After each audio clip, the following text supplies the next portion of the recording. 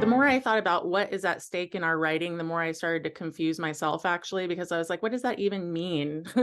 What does it mean for something to be at stake, right? What is at stake in our writing? And also, the reason I was thinking about it is because of this idea of tension. Some of you have a lot of tension, I know, and other people might feel like you don't have a lot of tension in your manuscripts. And so, how do you build on that tension? And one way is to think about what is at stake.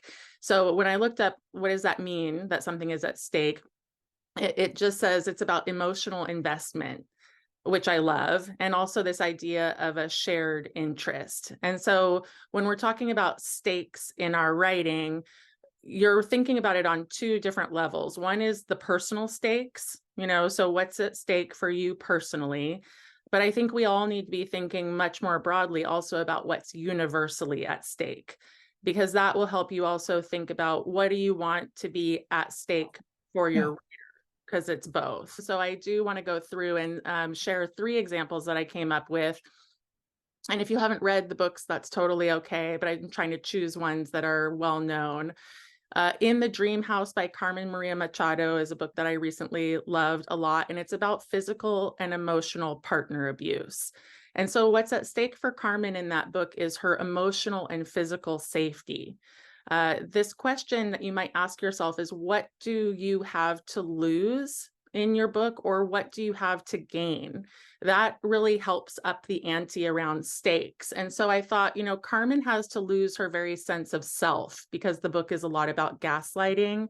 And then the universally emotional investment comes for anyone who's been in an abusive relationship. If you know someone who's been in an abusive relationship, and then sometimes books like this really just help to give context and understanding to how people find themselves in these kinds of relationships in the first place. So that gives you a lot of understanding about the tension at the heart of that manuscript, which is, in her case, is quite intense. By contrast, let's look at a book like Eat, Pray, Love, which a lot of you have read. The stakes are not quite as high. I mean, there is an inciting incident in that book because she goes through a divorce.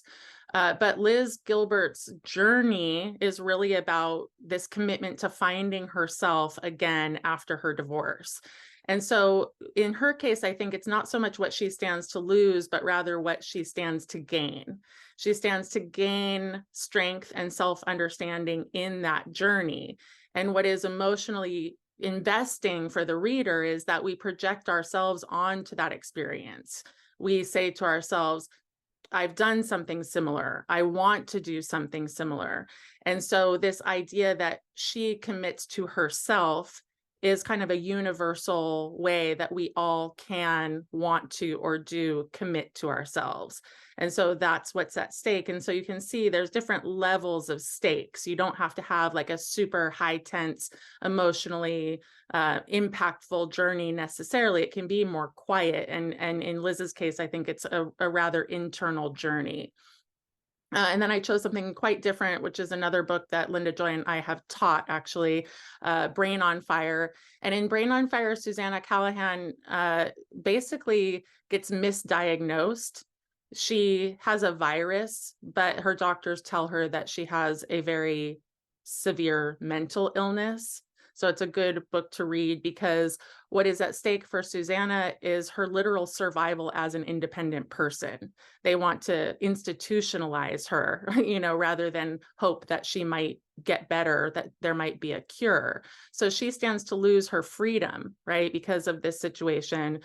Universally, the idea here is that something similar could happen to us, the reader, something similar could happen to someone that you love. And so we all need to be advocates for our own health in the medical system. And so I want to offer this to all of you as a way to think about what's at stake in your own book, to write for yourself. What do you stand to lose? If that doesn't resonate for you, then what do you have to gain? Those are flip sides of the same coin, of course. And for some of you, you'll easily be able to answer both. But this idea of the reader's emotional investment in your work, I do think it's really important to have that front and center, that your personal stakes and the universal stakes are kind of one and the same. And if you're going to get really clear about what your personal stakes are, then start to write with in mind, like, okay, and why is my reader going to care? What else do I have to say about this? Just an encouragement to always be thinking about the universal messages that are at the heart of your very, very personal journey.